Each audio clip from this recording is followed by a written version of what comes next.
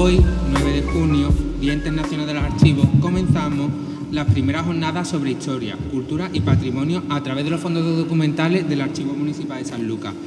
Con estos novedosos encuentros queremos poner en valor no solo el rico patrimonio documental de Sanlúcar y su entorno, sino también el papel fundamental que desempeñan los investigadores e investigadoras en el conocimiento, conservación y difusión de nuestra historia.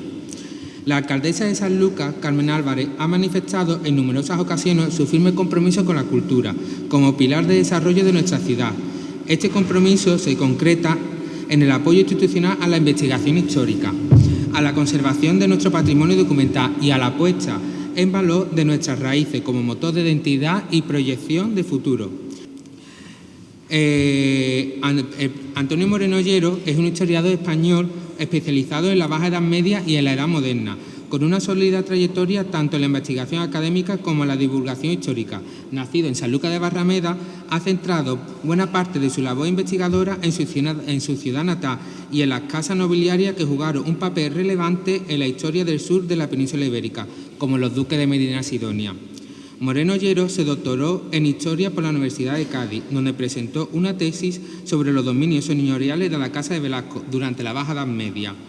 Esta investigación marcó el inicio de una línea de trabajo que ha mantenido a lo largo de su carrera: el estudio de la estructura del poder señorial, las relaciones sociales y económicas dentro de los señoríos y las conexiones entre lo local y lo nobiliario en el entramado político medieval. Ha impartido docencia en varias instituciones, entre ellas la Universidad de Sevilla y la Universidad de Córdoba, donde estuvo vinculado a los departamentos de Historia Medieval y de Paleografía Diplomática respectivamente. También ha trabajado como profesor de enseñanza secundaria, experiencia que complementa su perfil como divulgador. Su publicación académica abarca una gran variedad de temas, desde el urbanismo y el comercio portuario en Sanlúcar de Barrameda hasta la forma de control social ejercida por los señores feudales. Entre sus trabajos más reconocidos se encuentran estudios sobre los esclavos del duque de Medina Sidonia, las ordenanzas municipales de los señoríos andaluces y las relaciones entre nobleza, iglesia y pueblos llanos en contextos urbanos del sur peninsular. Además de su labor investigadora, Moreno Ollero ha desarrollado una destacada faceta como autor de ensayos y libros de historia dirigidos a un público general. Entre estas obras combina el rigor académico con un estilo narrativo accesible y atractivo. Títulos como El insólito divorcio de la duquesa doña Ana de Aragón, La bruja de Sanlúcar, Dicha y suerte, La rosa de Sanlúcar o Excidio revelan su interés por rescatar episodios poco conocidos de la historia local, dotándolos de vida y contexto. Estas publicaciones han sido bien recibidas tanto en círculos académicos como entre lectores interesados en la historia andaluza. A lo largo de su carrera ha participado también en congresos y encuentros especializados, donde ha expuesto aspectos novedosos sobre el papel de la nobleza andaluza en la expansión atlántica. Su mirada al pasado se caracteriza por un equilibrio entre el análisis estructural de las fuentes históricas y la sensibilidad narrativa hacia las historias humanas que éstas contienen. En definitiva, Antonio Moreno Ollero es un historiador comprometido con la memoria de su tierra, cuya obra contribuye tanto al conocimiento académico de la historia señorial en España como a su difusión entre el gran público. Su capacidad para entrelazar la documentación rigurosa y el relato histórico lo convierte en una figura destacada en el panorama historiográfico y cultural de nuestra tierra. Como ya he comentado, investigadores como Moreno Ollero, la puesta en valor de nuestras raíces como motor de identidad y proyección de futuro se construye sobre las bases sólidas: conocimiento, rigor, perspectiva y amor por nuestra historia compartida. En definitiva, Antonio, es tu turno. Muchísimas gracias, Narciso. Gracias por esta elogiosa presentación. ¿Se me oye bien?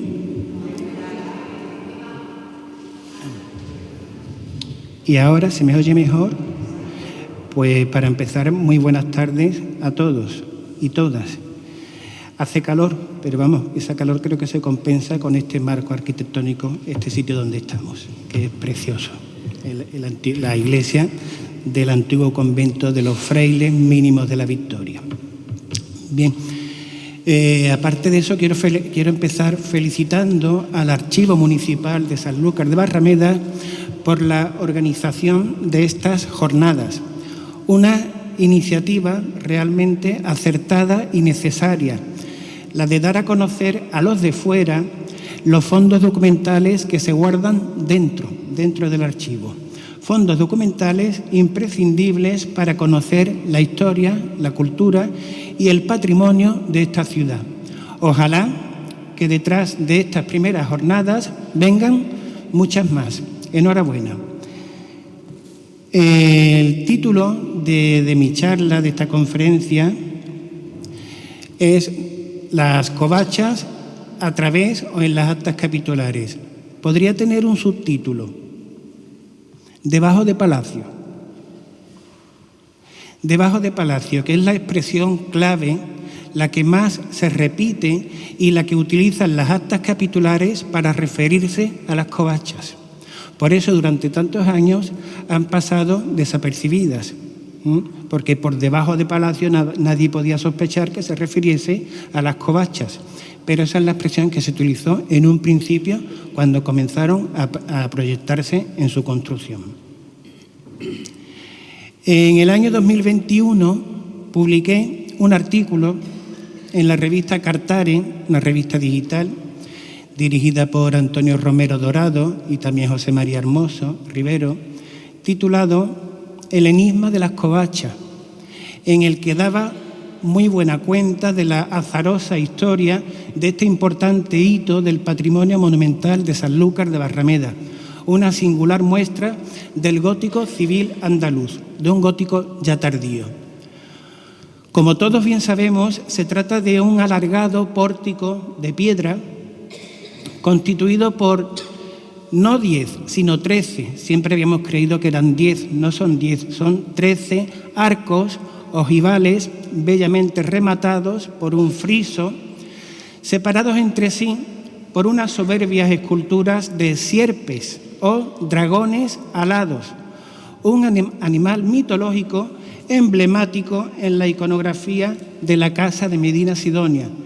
Recordemos que, según nos cuenta Barrantes Maldonado, el cronista de la Casa de Medina Sidonia, cuando Guzmán el Bueno, el fundador de este linaje, estuvo en África al servicio del rey de Marruecos, se enfrentó y derrotó a una sierpe, cual si fuera un San Jorge.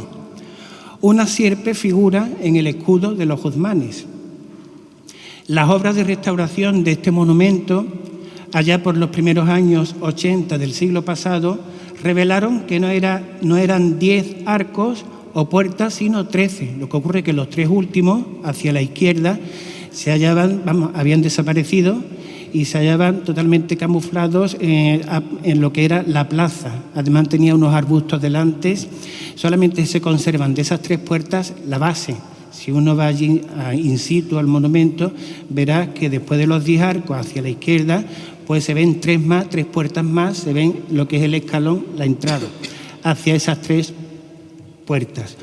Es curioso, es una cifra extraña, porque lo corriente hubiese sido 12, 10, pero 13 es un número extraño, pues son 13. No cabe duda de que estas terroríficas figuras de piedra tenían una función apotropaica, pues se trataba de infundir temor y proteger los muros de la villa de cualquier enemigo invasor allende de los mares. Al mismo tiempo, esta arquería de piedra, primorosa y delicadamente labrada, tenía una función estética. Servía para embellecer la imagen que la villa, enclavada sobre un barranco, ofrecía a cualquier visitante que llegaba a Sanlúcar por río o por mar. El monumento de las 13 puertas se alzaba majestuoso sobre la calle de los Bretones y debajo mismo del palacio de los duques de Medina Sidonia, construido este palacio en la primera mitad del siglo XV. Si el eje longitudinal de esta calle de los Bretones, se prolongara hasta el mismo conjunto de las covachas, lo cortaría en 2 mitades prácticamente idénticas. Desde el centro del monumento se divisaba la plaza de la Ribera, la plaza de San Roque con la del Cabildo, y muy probablemente el mar. En dicho artículo referíamos que estas covachas habían servido de herrerías, como así afirmaba el cronista de la Casa de Medina Sidonia, Pedro Barrantes Maldonado, en 1541. y refería también el libro protocolo, el libro que recoge las propiedades del convento de Barrameda, el desaparecido convento de Barrameda, también conocido como convento de Jerónimos, que se situaba cerca del puerto de Bonanza. Pues refería también ese libro protocolo del convento al que pertenecieron 8 covachuelas, desde al menos el año 1539. Para el cronista extremeño Pedro Barrantes Maldonado, que estuvo viviendo en Sanlúcar mientras buscaba información en el archivo de los duques para redactar su crónica de la Casa de Medinasidonia, lo que se conoce como Ilustraciones de la Casa de Niebla, los dos principales referentes de la Cuesta de Belén, como pocos años después sería conocida una vez que se construye la ermita de Belén hacia 1570, eran el Jardín del Duque, como hoy día, el Jardín del Duque y las tiendas de las herrerías. Estas tiendas de las herrerías nunca se habían identificado con las covachas, hasta hace poco. Asimismo, en los años de 1527, 28 y 29, en la documentación de los libros de cuentas del Archivo General de la Fundación Casa de Medinasidonia, se mencionan con frecuencia estas herrerías o casas de la fundición, como también se la llama, en las que trabajaban un buen número de hombres, herreros, con sus esclavos, principalmente en la forja y reparación de las piezas de artillería de la fortaleza del Estado y de los galeones, carabelas y naos que formaban la armada de la flota del quinto duque de Medinasidonia, don Alonso Pérez de Guzmán. A partir de esos años, 1527-28, esas herrerías se convirtieron en las llamadas tiendas de las sierpes, por esos dragones que aparecen en la fachada, que no eran más de 5, todas ellas arrendadas por la Casa Ducal a herreros y cerrajeros, de los que se conservan los nombres y apellidos. En 1581, en un libramiento firmado por Ana de Silva y Mendoza, la séptima duquesa de Medinasidonia, con motivo de unas obras que se hicieron en los jardines que se hallaban tras los muros, el conocido Jardín de las Sierpes, se aludía a las covachas como, por un sinónimo, las fraguas de la cuesta de Nuestra Señora de Belén. También el fraile Jerónimo, que redactó el libro de las propiedades del monasterio de los Jerónimos de Santa María de Barrameda, en 1614 rememoraba que estas covachuelas habían sido herrerías. Este fue el uso que se le dio, porque no fue su función original, pero son 3 importantes testimonios documentales sobre su uso como herrerías. Para nada tiendas de comerciantes ni lonjas de mercaderes, para nada, herrerías. A partir de la segunda década del siglo XVII, las casas y tiendas de los herreros fueron cerradas y su nombre, hasta su nombre, Sierpes, cayó en el olvido. Un siglo más tarde, concretamente en 1744, el convento de Barrameda llegaba a un acuerdo con el ayuntamiento de la ciudad. A cambio de las 8 covachuelas que poseía, las otras 5 eran de la Casa Ducal, las tiendas de las Sierpes, pues a cambio de esas 8 covachuelas, que no le dejaban ningún provecho porque ya ni se arrendaban, recibió del Cabildo el edificio de la carnicería de la calle de Santo Domingo. Todavía hay una calle perpendicular a Santo Domingo que conserva el nombre de carnicería, porque ahí se situaba esa carnicería que recibió el convento de Barrameda a cambio de las 8 covachuelas de la Cuesta de Belén. Esta es brevemente la historia de este monumento, del que siempre nos hemos preguntado cuándo y para qué se hizo. Y eso es lo que principalmente voy a tratar aquí, el cuándo y el para qué. Hasta no hace mucho tiempo se discutía la titularidad de estas covachas. Y claro, efectivamente se entiende que se pudiera discutir entre la Casa Ducal y el Ayuntamiento porque Es cierto que 8 covachuelas fueron vendidas, bueno, en ese trueque, en esa permuta, el monasterio las dio al cabildo, al ayuntamiento, pero las otras 5 restantes, hasta 13, las tiendas de las sierpes pertenecían a la Casa Ducal. De ahí un poco esa confusión que había sobre la titularidad de estas covachas. Resumiendo un poco, las primeras fechas de las que teníamos mención de las covachas, mención documental, eran 1527, en que se mencionaban por primera vez en el archivo de la Fundación Medina Sidonia, se mencionaban las tiendas de las sierpes, con motivo de unas obras que había hecho el duque en las mismas. Era en el tiempo la primera noticia que teníamos de este monumento, año de 1527, como tiendas de las sierpes. Otra fecha, 1539, año en que el convento de Barrameda, propietario de las 8 covachas, las arrendaba a un tal Julián Benítez por 8 ducados anuales.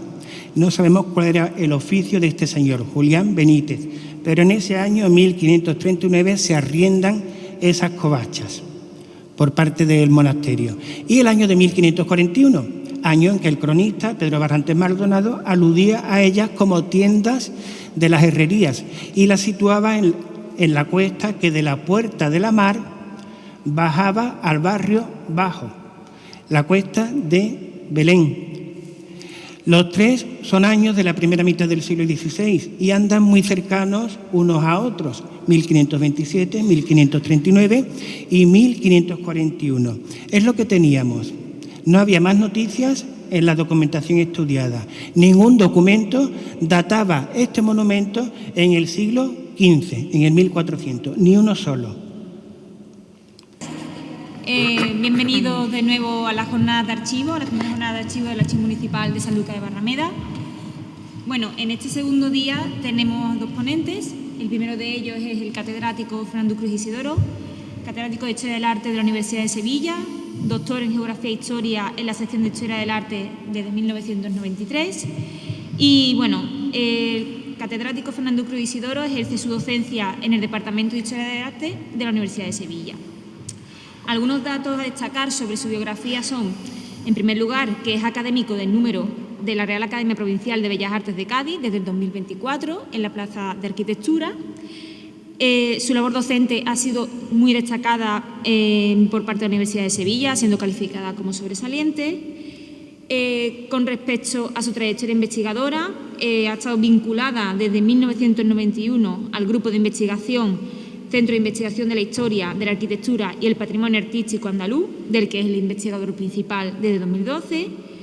Ha coordinado numerosísimos seminarios de investigación, es asesor de revistas artísticas, históricas, evaluador y ha participado y participa en varios proyectos de I+D de excelencia, financiados por el Gobierno de España.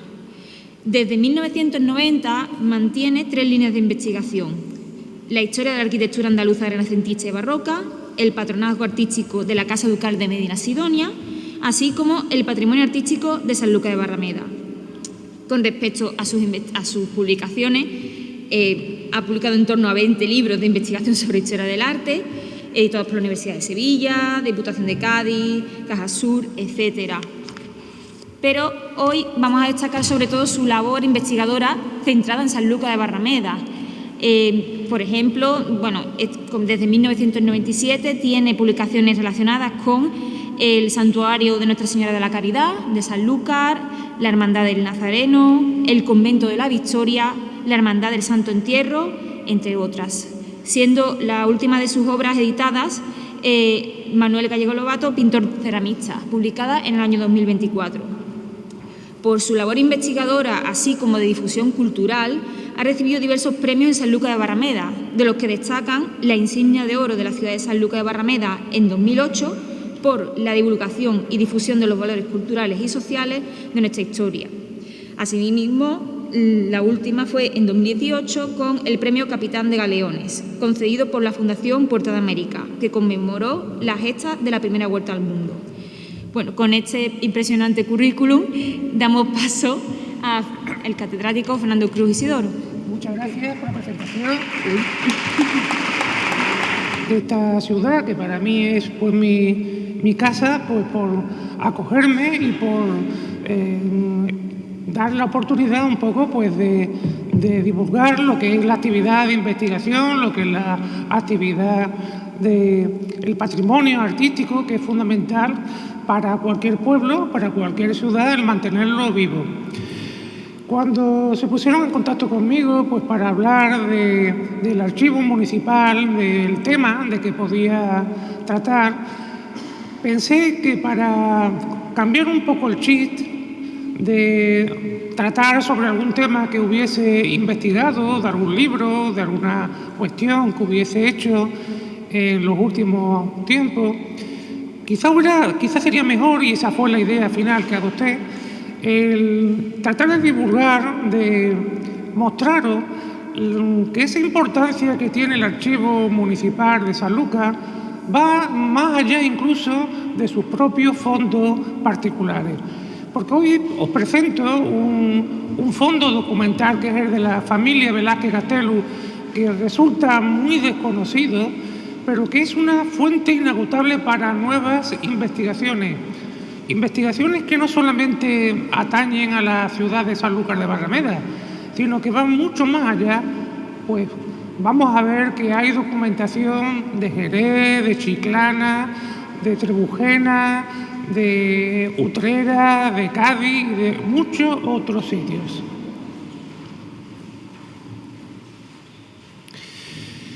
Cuando doy una conferencia, doy una ponencia, yo siempre lo hago sobre algo que yo haya investigado.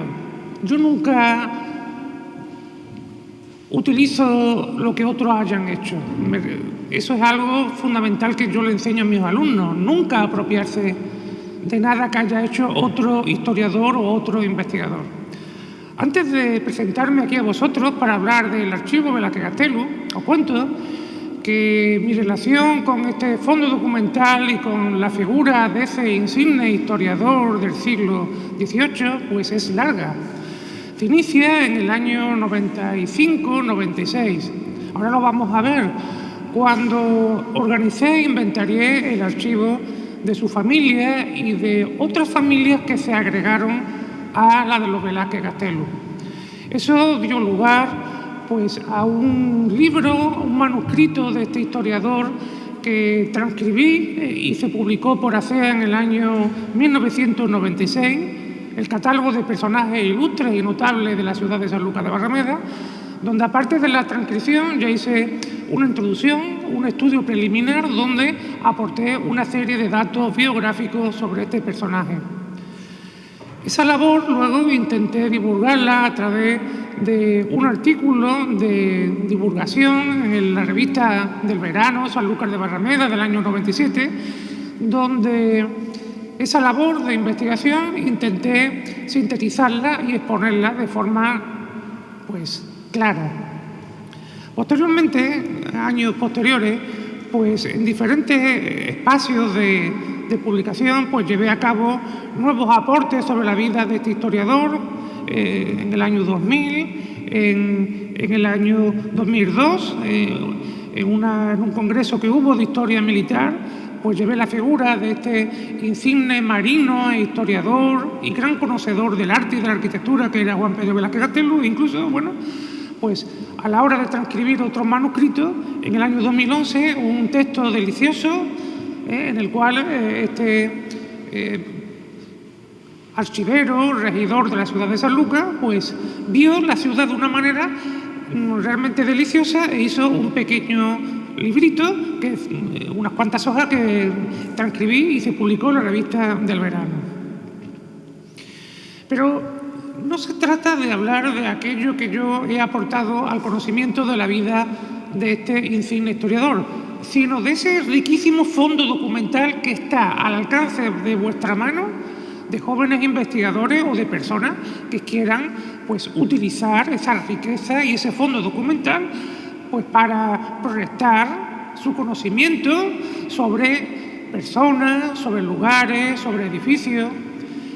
El origen de la presencia del archivo de Velázquez Gastelu se remonta al año 95-96, cuando la familia lo dona a la asociación de ASEA, la Asociación Sanluqueña de Encuentro con la Historia y el Arte. En aquel momento era presidente Manuel Díaz Prieto, que en paz descanse, y vicepresidente José Romero Tallafigo.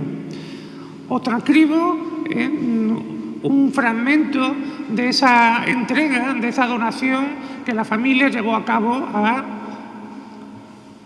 la Asociación Sanluqueña, con la tremenda ilusión de haber traído a Sanlúcar tan importante archivo que se creía exclusivamente el personal del preclaro historiador, e intuyendo la importancia que podría tener para futuros estudios sobre la historia de la ciudad, los señores Díaz Prieto y Romero Tallafigo nos pidieron un día lluvioso del invierno de 1995 que organizáramos e inventariásemos su fondo. Tenéis aquí un poco pues mi deseo de dejar por escrito en aquel momento lo que supuso pues la llegada de ese fondo documental.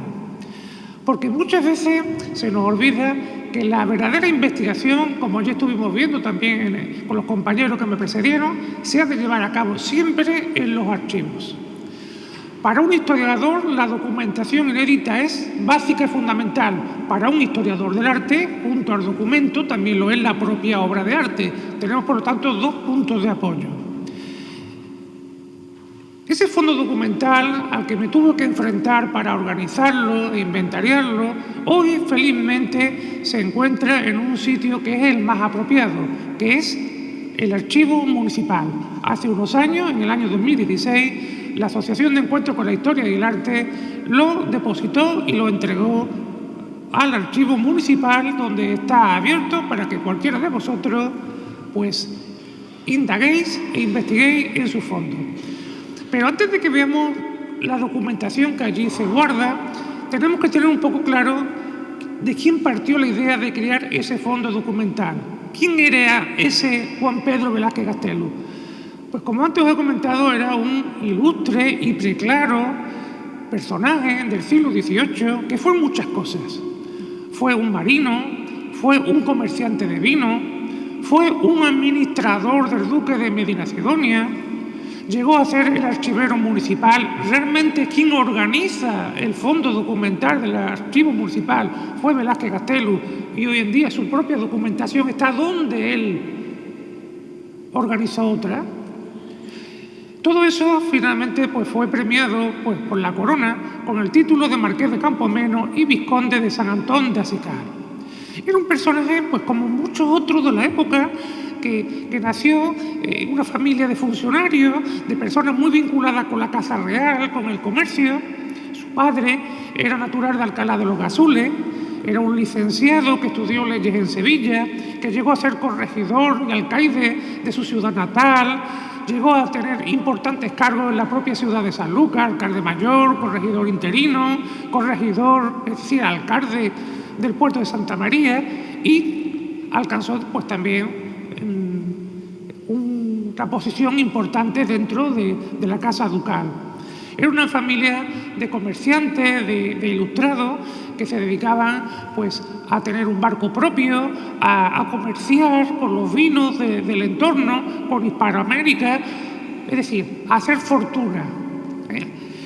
Bueno, pues era una familia que se arraigó en Sanlúcar. Su padre casó con una sanluqueña de origen hidalgo y la familia pues finalmente pues quedó en la ciudad.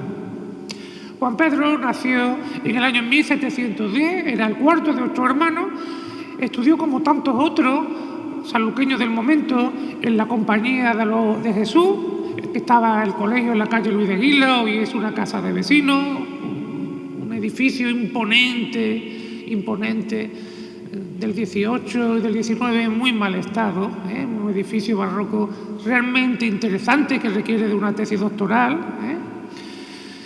Juan Pedro fue un marino que se formó en un colegio pues, de sacerdotes, de benedictinos, de la congregación de San Mauro, que aparte de su formación como marino, pues le enseñaron la lectura antigua de viejos manuscritos, le enseñaron paleografía, le enseñaron diplomática y le enseñaron conocimientos de arte y de arquitectura. Y fue una persona pues, que quiso pues, llevar a cabo una carrera de comerciante, de marino, que finalmente, bueno, en parte se trunca pues cuando se casa y cuando entra a trabajar como administrador del duque de Medinasidonia. Fijaros hasta qué punto su labor como agente del duque llega a tal responsabilidad que incluso se traslada pues al propio espacio, al propio edificio del palacio.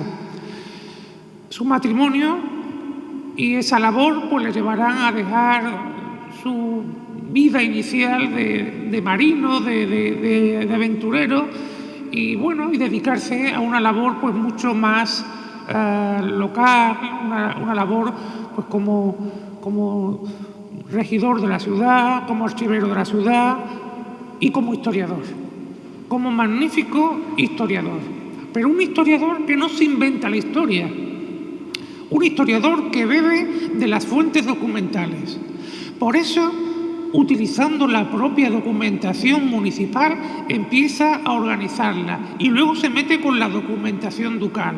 De ahí que sus manuscritos sean muy ricos, pueden tener fallos, porque no es solamente leer un documento, como nos ocurre a los historiadores actuales, es también saber interpretarlo. En algunas ocasiones se equivoca en su interpretación.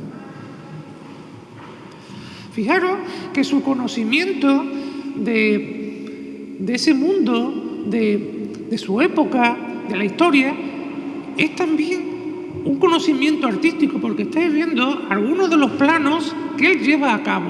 Tuvo un conocimiento de la arquitectura muy notable.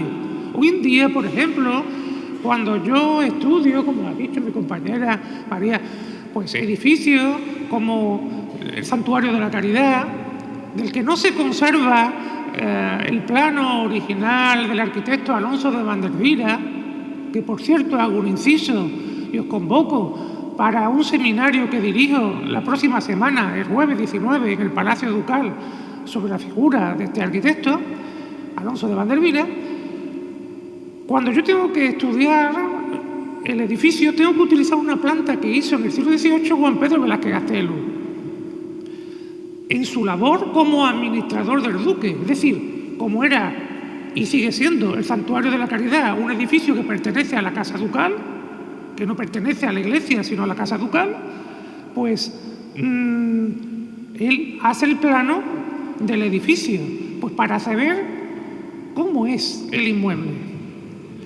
O, por ejemplo, hace este plano del propio Palacio Ducal de Medinasidonia, que es el que yo utilizo cuando quiero analizar o estudiar cómo es el inmueble. Es decir, fijaros que la labor que hace historiadores en el siglo XVIII sigue siendo hoy día plenamente vigente.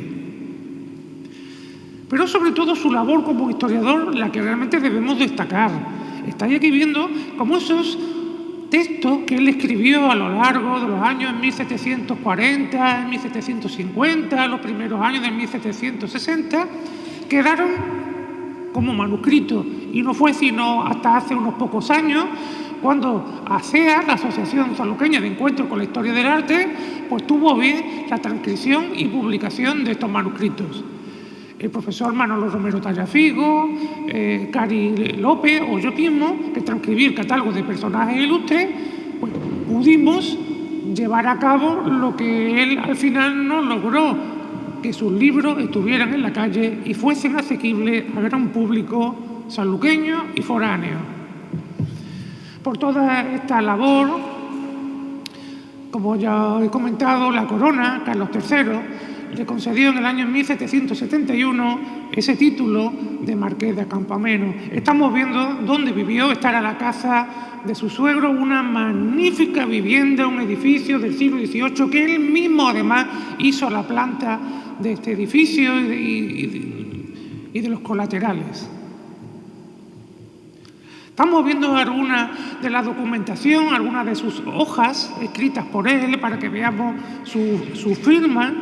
María, cuando sea y media me avisa, que no me he puesto aquí el móvil para mover el horario. Y no me trae el reloj, se me ha olvidado. Que me gusta, quiero que la conferencia sea 45 minutos justos. Fijaros algunos de esta documentación surgida de su mano. Escribe bien, tiene una letra humanista. Fijaros cómo lleva a cabo esta planimetría tan clara. Finalmente su vida, pues como la de toda persona, llegó a su fin y bueno, él tenía mucha relación con Jerez, se enterró porque pudo encontrar la partida de defunción en la iglesia de San Juan de los Caballeros de Jerez, pero eso sí, también tuvo una capilla funeraria en la iglesia del convento de la Merced, donde se guarda su lápida funeraria. Yo sé que se enterró en Jerez, no sé si posteriormente hubo un traslado del cuerpo para depositarlo en la que era su ciudad, Sanlúcar de Barrameda. Bueno, todo esto nos está llevando, ya hemos visto la figura de quien formó este fondo documental, o una parte del fondo documental, me lleva hasta mi labor de archivero. Vosotros, muchos sois amigos o me conocéis de otras conferencias o de las presentaciones de libros, muchos libros escritos sobre la ciudad, como el que ha comentado María, sobre este propio convento de la Victoria, un edificio interesantísimo también, atribuido a Alonso de Vandervila, o el de Madre de Dios, o Capuchino, o el de la Caridad. Conocéis mi labor como historiador del arte, pero creo que muchos desconocéis también mi labor como archivero. Una labor como archivero que en buena medida se ha proyectado aquí en Sanlúcar de Barrameda, organizando una serie de fondos documentales que son también un rico patrimonio de la ciudad y que muchos desconocéis. Estamos hablando ahora del archivo Velázquez Gaztelu, pero, por ejemplo, también he organizado e inventariado, siempre de forma altruista, el archivo, por ejemplo, de la Hermandad del Nazareno, o el archivo de la Hermandad de la Angustia, o el archivo del Santuario de la Caridad, de la que sigo siendo archivero, o el archivo del Monasterio de Madre de Dios, que es de una riqueza extrema.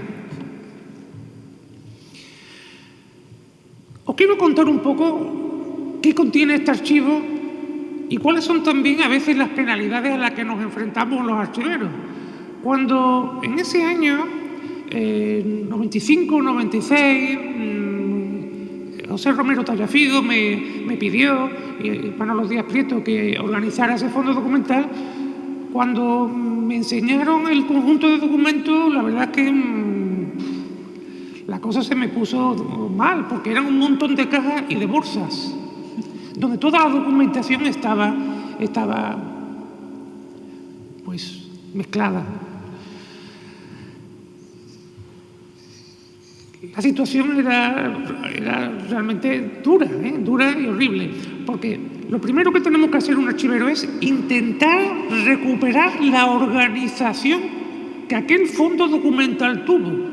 Y yo sabía que Velázquez Gaztelu había iniciado el inventario y la organización de ese archivo, un archivo que desbordaba la vida de este historiador, porque la documentación, en cuanto empecé a realizar una serie de catas en esas bolsas, no os voy a decir bolsas de basura, yo ya no me acuerdo muy bien porque han pasado 30 años, pero eran unas bolsas cogidas con un nudo que te dice, bueno, vaya tela, ¿eh? Lo primero que había que ver es de qué se trataba, de qué se trataba. Y con mucha paciencia, con mucho trabajo, con muchas horas de trabajo, desde las 8 de la mañana hasta las 2 de la tarde, pues irle dando forma e intentar recuperarlo. Y lo conseguí. Por lo tanto, yo me siento muy orgulloso, como de toda mi labor de archivero en estos archivos que antes os he comentado, que en parte fueron premiados cuando me dieron la insignia de oro de la ciudad en el año 2008. Porque son las fuentes documentales de las que beber para realizar cualquier investigación. Y el archivo Velázquez Gaztelu está prácticamente inédito. Que yo sepa, el único TFM que se ha hecho sobre ese fondo documental lo hizo el propio Narciso hace unos años sobre el mismo. Con lo cual, sigue siendo un fondo documental abierto y no es un archivo local, como vamos a ver ahora. No es tampoco un archivo único. No era el archivo personal de Velázquez Gaztelu, no. Era el archivo de entronques familiares, con lo cual no es un único archivo familiar, es un archivo de familias, con lo cual lo hacen realmente atractivo. Como ya he dicho, lo primero que tenía que ver era de qué se trataba. Y luego mi idea era restituirlo. Y creo que lo pude llevar a cabo formando una serie y luego una organización de legajo. De todas formas, algunos documentos fueron irresolutos y hubo que meterlo finalmente pues una especie de cajón desastre. Con toda esa labor de muchos meses se hizo un inventario, una organización y una instalación que giran en torno a 7 secciones o archivos familiares, con lo cual no es un archivo, son 7 archivos y están organizados en 45 cajas. Cuando se entregó y donó el archivo al archivo municipal en el año 16, se ha mantenido tanto el inventario como la organización de las 45 cajas, lo cual yo agradezco enormemente a Nieves y a Esperanza, lo que implica que el archivo, y además lo estuve ayer viendo, el archivo está perfecto en cuanto a su conservación, a su integridad y a la humedad. Os voy un poco a hablar de lo que podemos encontrarnos en este archivo.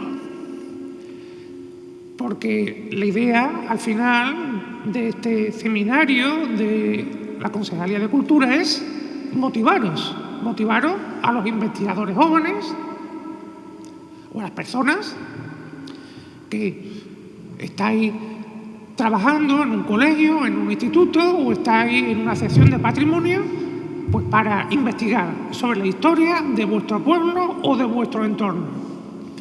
Una de las sesiones es de la familia Morla Melgarejo Villavicencio, que es la más numerosa, ya que originalmente fueron 18 legajos que organicé en 25 cajas. Es decir, estaba una documentación muy apretada y que abarca, fijaros, desde 1465, estamos hablando de documentación medieval, hasta 1863.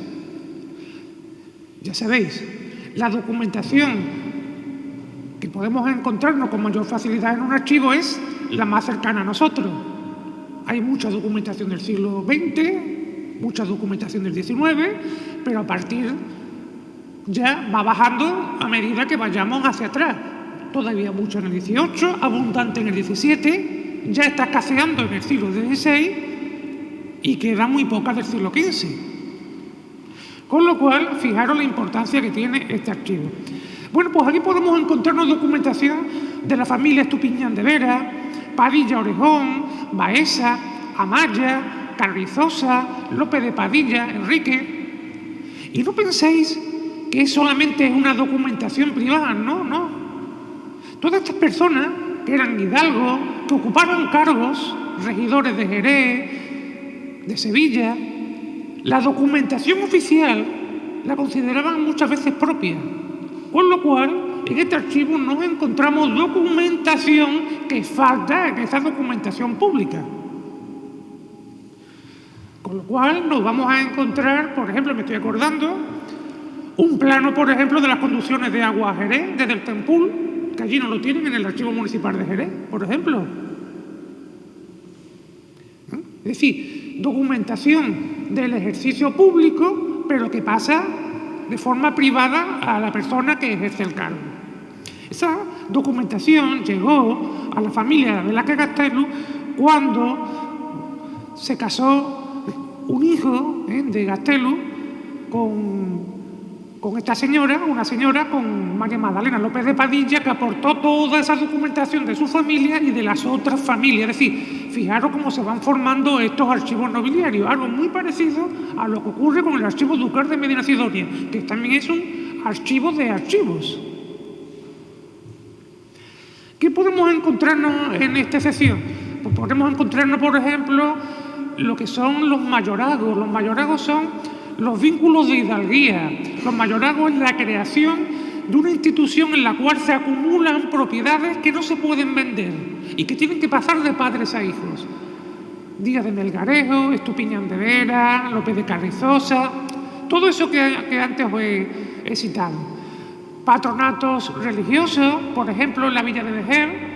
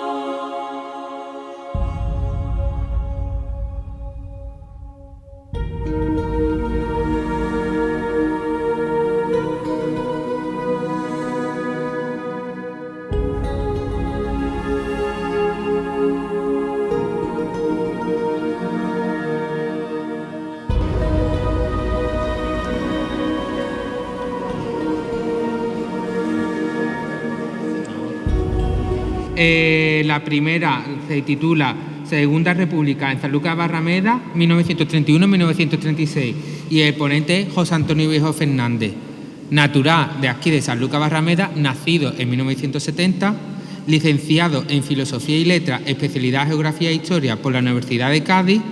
Desde 1998 es profesor de Educación Secundaria en el Colegio La Salle San Francisco de Sanlúcar de Barrameda.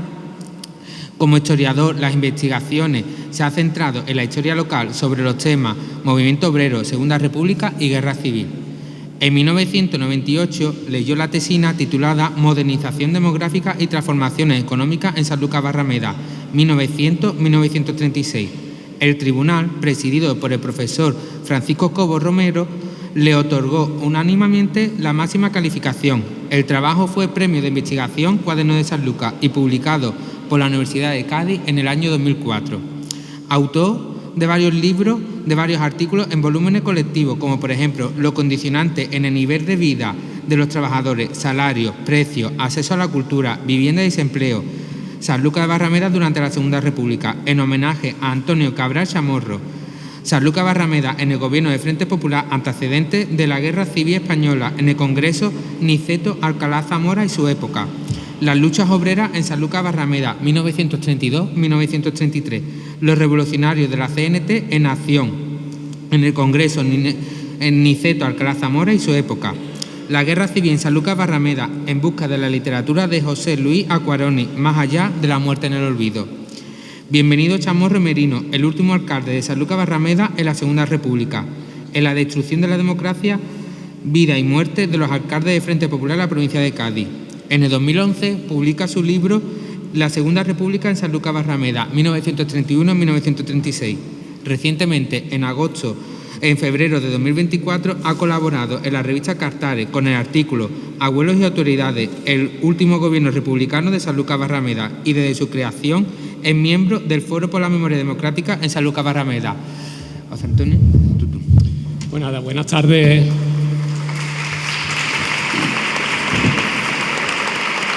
Bueno, buenas tardes a todas y a todos. Gracias, Narciso, por tus palabras de presentación.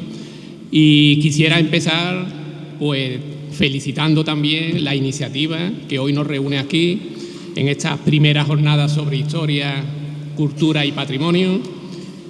Felicitar, pues, por esta iniciativa, y creo que es necesaria poner en valor los fondos documentales que se conservan en nuestro archivo municipal, que son verdaderos tesoros que registran la vida de la ciudad y que permite reconstruir y rescatar del olvido personajes y acontecimientos que de otro modo pasarían desapercibidos o en el olvido, y que en definitiva es parte de esa historia local que conforma la historia en mayúsculas.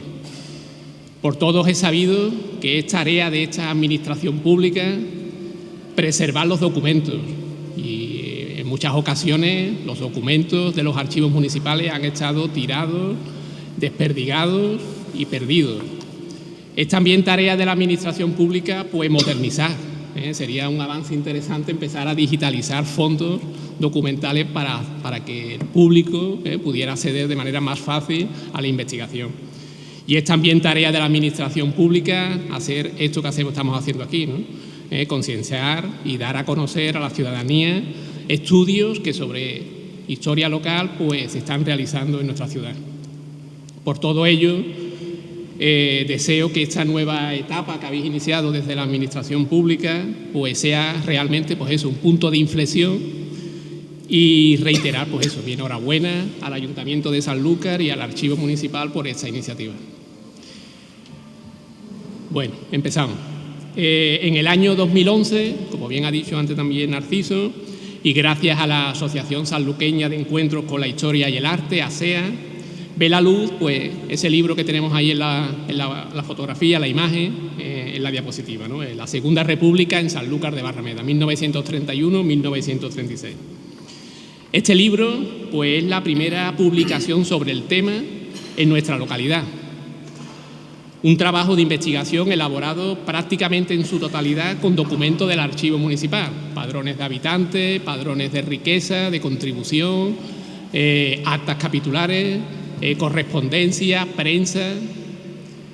que arroja luz sobre una etapa de la historia que durante muchísimos años, más de 40, pues había quedado en el olvido, del que solo contábamos pues con 2 páginas en el libro, en el relato sesgado de Pedro Barbadillo Delgado, 2 páginas en esa voluminosa obra Historia de la ciudad de Sanlúcar de Barrameda, y donde todo era caos, violencia y revolución. Es a partir de los años 90, del siglo XX, cuando el profesor Manuel Toribio García pues inicia las primeras aproximaciones a esta etapa histórica. Pienso que esta investigación era necesaria y que no trato de idealizar ni sumergirnos en la añoranza de una etapa pasada, sino que más bien pretendo rescatar del olvido lo que fue la República, reducida a un antecedente de lo que fue luego la Guerra Civil. Frente a esa idea y frente a esa amnesia colectiva que habíamos sufrido todos, pues resultaba necesario recuperar la historia de la Segunda República, porque fue el intento más serio de democracia de toda la historia hasta ese momento. Un proyecto reformista para poner al país al nivel de las democracias europeas del entorno. El esquema narrativo de este relato pues sigue las 3 etapas de la República en España. Ahí tenemos el índice, una primera etapa, el bienio reformista, 1931 al 33, que se inicia con la proclamación de la Segunda República y que en Sanlúcar de Barrameda finaliza bruscamente con la suspensión gubernativa a raíz del levantamiento revolucionario de octubre del 34, y durante el cual el ayuntamiento sanluqueño estuvo gobernado por el socialista Manuel Ruiz Delgado y a partir de febrero del 34 el republicano Juan Fernández Criado. La segunda etapa será el bienio contrarreformista, octubre del 34 a febrero del 36, que comprende las alcaldías de los radicales, republicanos radicales, Manuel Sánchez González y José Sánchez Castellano. Y posteriormente, tras la crisis del extraperlo en España, pues la alcaldía la tomará el cedista José Darhueso González. El tercer periodo sería los meses de febrero a julio del 36, el Frente Popular, con la alcaldía del socialista Bienvenido Chamorro Merino, y en el que hubo un intento de volver otra vez a poner en marcha las reformas y las iniciativas modernizadoras del primer bienio. Finalmente, el libro se cierra con un capítulo dedicado al golpe de Estado y a la represión, que vive la ciudad desde el verano del 36 a enero del 37. Bueno, una foto de la Fuente Vieja que nos sirva un poco para decorar lo que vamos a decir. El trabajo comienza con un capítulo en el que se aborda la ciudad y la población y que nos permite tener una visión más real de Sanlúcar de Barrameda desde la óptica de la demografía y el desigual reparto de la propiedad de la tierra. Sanlúcar contaba, allá por los años 30, con 26.887 habitantes, una ciudad que vive del mar y del campo. El 56% de la población activa se dedicaba a estas labores. La única industria, la vitivinícola, y en donde ha empezado a despertar el turismo de Sevilla.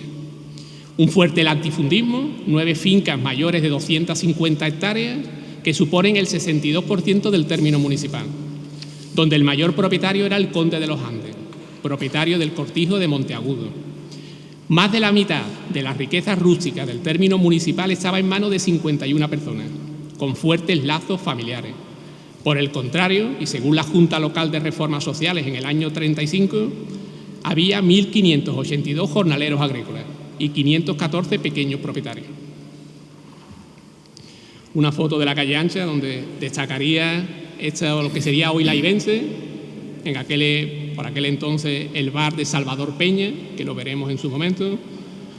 En este otro donde está el Tordo, la librería de Elicio Serrano, lo que hoy es la Barbiana. Bueno, y el ayuntamiento, un edificio pues, que va a tener muchísima importancia en todo este periodo.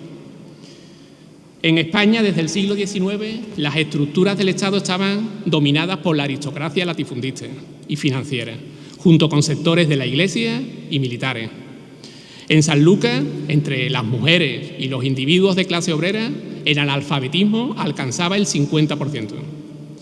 Sanlúcar era una agrociudad que desde comienzos del siglo XX había visto crecer sus efectivos humanos debido al descenso de la mortalidad y que encontró el balón de oxígeno que permitió garantizar la estabilidad social en ese mercado desequilibrado entre oferta y demanda en la inmigración exterior a América en los primeros años del siglo XX y en el éxodo rural en la segunda década. Este proceso de crecimiento poblacional y de autorregulación oferta-demanda de mano de obra se quiebra en los años 30 del siglo XX, como consecuencia de la crisis económica del 29, que sumado a los cambios políticos y sociales que va a vivir España, va a desencadenar el despertar de las masas y el cambio social. La Segunda República fue la última de las democracias que se instauran en Europa en este periodo de entreguerra, 1919 al 39, un periodo de gran inestabilidad en toda Europa, en el que se cuestiona la democracia y en el que el colapso económico al que ya hemos hecho referencia, el crash del 29, desencadenará una crisis y una búsqueda de nuevos modelos y formas políticas. En este contexto surgen movimientos políticos extremistas y autoritarios que pretendían cambiar el rumbo de las cosas.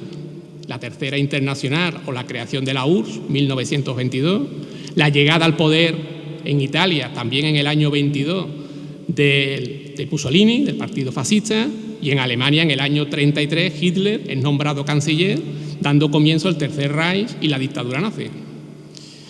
En España, el golpe de Estado del general Miguel Primo de Rivera en el año 23 fue la forma que encontró la monarquía de Alfonso XIII de sobrevivir a las tensiones sociales y políticas que se vivían en España.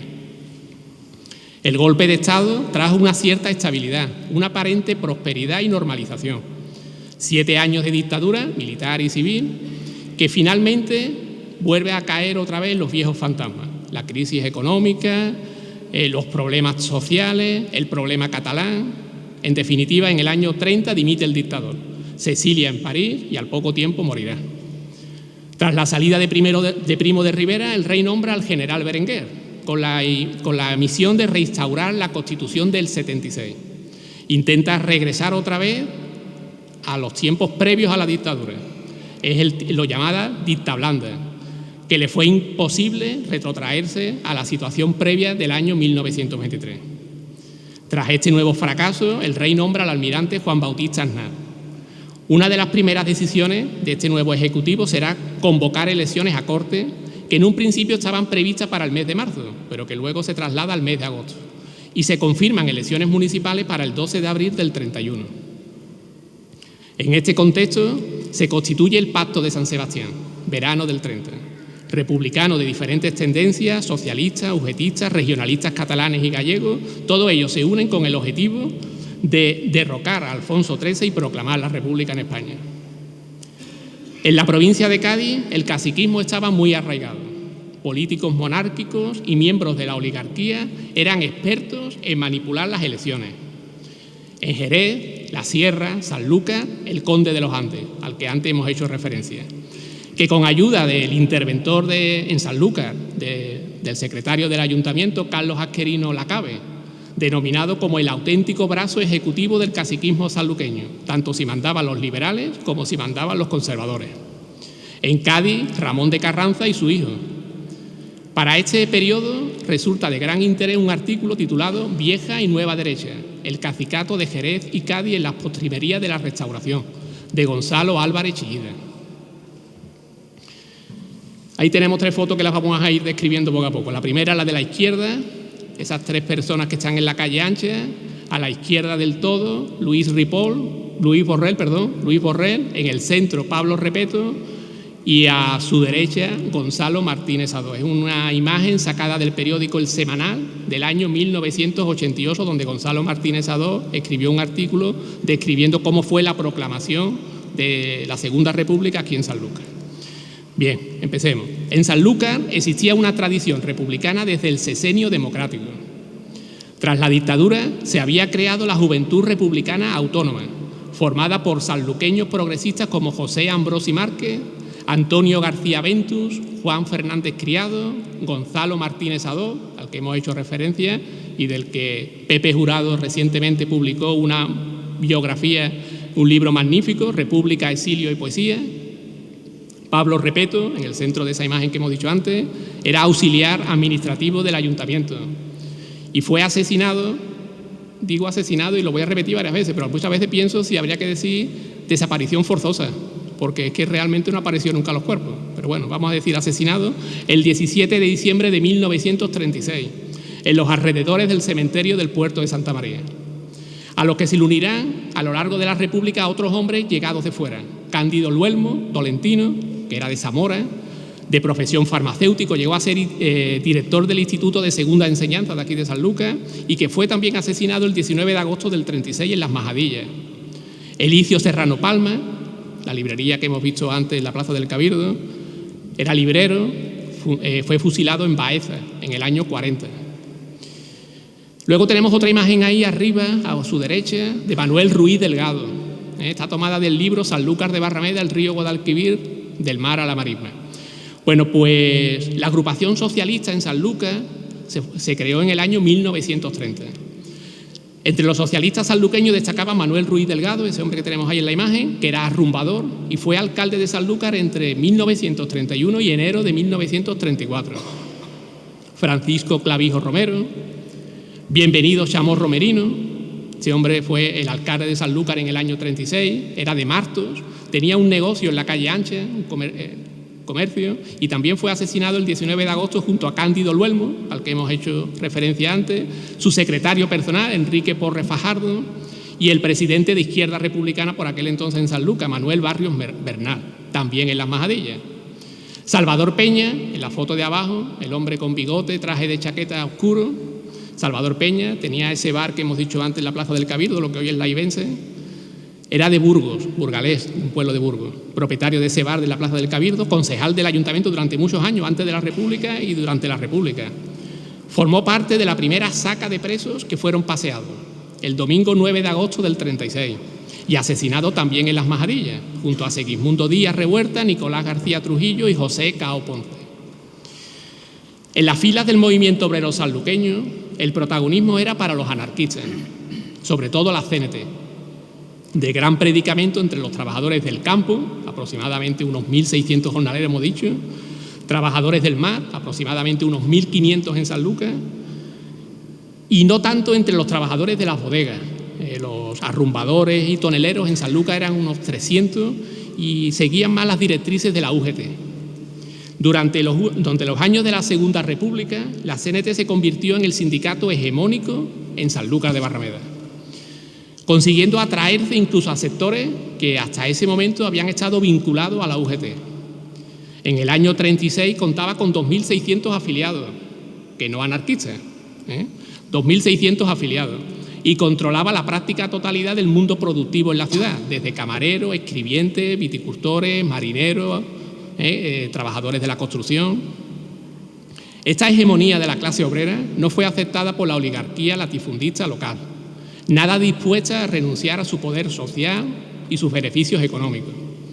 Y apelando a la libertad de trabajo, se opuso a este control sindical y a tener que reducir sus lucros económicos en esta coyuntura de crisis. En Sanlúcar, en las elecciones municipales de abril del 31, triunfaron los monárquicos, que consiguieron 26 de las 27 concejalías que había. Los anarquistas se abstienen. En las actas del escrutinio, en la Junta Municipal del Censo, se recogen quejas por los amaños realizados. Por ejemplo, los colegios electorales cierran a las 3:30 de la tarde. No se levantan actas. Se llevan las urnas al ayuntamiento, donde se encuentra el secretario del ayuntamiento, Carlos Asquerino Lacabe, y él redacta unas actas falsas, se supone, nadie lo vio, proclamando triunfadores a los encasillados por el gobierno. Pero en el resto de España, en 41 de las 50 capitales de provincia, las candidaturas monárquicas fueron derrotadas. El Comité Republicano decide dar a las elecciones carácter plebiscitario y lanza un manifiesto proclamando el triunfo incontestable. El pueblo no solo ha elegido concejales, se ha pronunciado contra la monarquía. El rey se exilia. El 14 de abril se proclama y se forma un nuevo gobierno provisional, al que le llueven telegramas y escritos de denuncias de pucherazos por toda España. Al mismo tiempo, el pueblo se echa a la calle y izan la bandera republicana en los distintos ayuntamientos. En el caso de Sanlúcar, ese hombre que tenemos ahí, que es Gonzalo Martínez Adó, también lo hemos visto antes en otras fotos, cuenta, en ese texto que hay ahí puesto, pues cuenta cómo fue la proclamación, cómo un grupo de republicanos llegan al ayuntamiento de Sanlúcar en calma, en paz, y con una bandera republicana que habían confeccionado, en una caña, en el balcón del ayuntamiento de la Plaza del Cabildo, la izan al público, ¿no? Y pongo esa imagen de esa bandera republicana a color, porque en cierta manera la república significaba eso, esperanza, y deseos de cambio del pueblo, ¿vale? Bueno, pues los gobernadores civiles ordenan repetir las elecciones después de estos cambios que se han sucedido. En casos como el de Sanlúcar, en donde había sospechas bien claras de fraude, se cesa al monárquico liberal Joaquín Díaz Márquez y a los concejales elegidos en esas elecciones fraudulentas de abril del 31 y se convocan nuevas elecciones para el 31 de mayo. Ahí tenemos el que será el nuevo ayuntamiento a partir de mayo del 31, con los votos que obtuvieron. Ahí vemos que aunque el alcalde fue Manuel Ruiz Delgado, a partir de ahora el socialista, pero no fue el más votado. Bienvenido Chamorro Merino tuvo 735 votos, o por ejemplo Antonio Díaz Vidal o Francisco Serrano o el republicano Francisco García del Barrio, llegaron a tener más de 700 votos. Bueno, pues en las elecciones de mayo del 31 en Sanlúcar votó el 52% del censo. Pero eso sí, el 80% de los que votaron por la conjunción republicana, que obtendrán 19 concejales y los conservadores tan solo 8. Posteriormente, en el mes de junio, pues vuelve a haber otra vez elecciones constituyentes a Cortes. Esta vez para aprobar la nueva Constitución y en este caso sigue habiendo una gran abstención. Y de los votantes, pues solamente el 79% lo hará por la conjunción republicana. A partir de ese momento comienza el bienio reformista. El gobierno republicano de Manuel Azaña inicia un programa de reforma. La ley de términos agrarios, que obligaba a contratar a jornaleros de la localidad, la ley del laboreo forzoso, para no dejar ninguna finca sin cultivar, la ley de jurados mixtos, en las que obreros y patronos pues, deberían de solucionar los conflictos que surgieran, reforma del ejército, ley de congregaciones religiosas, que las apartaba de la educación, una apuesta por el laicismo, la confesionalidad del Estado, la educación pública, el divorcio y la ley de reforma agraria. En Sanlúcar de Barrameda, las primeras actuaciones de la conjunción republicana van dirigidas a marcar una ruptura con el pasado. La República era sinónimo de puertas abiertas, de transparencia, de democracia. Ya en el mes de mayo del 31, la comisión gestora que ya está en el ayuntamiento acuerda abrir las puertas, que la gente pudiera consultar los libros y las actas.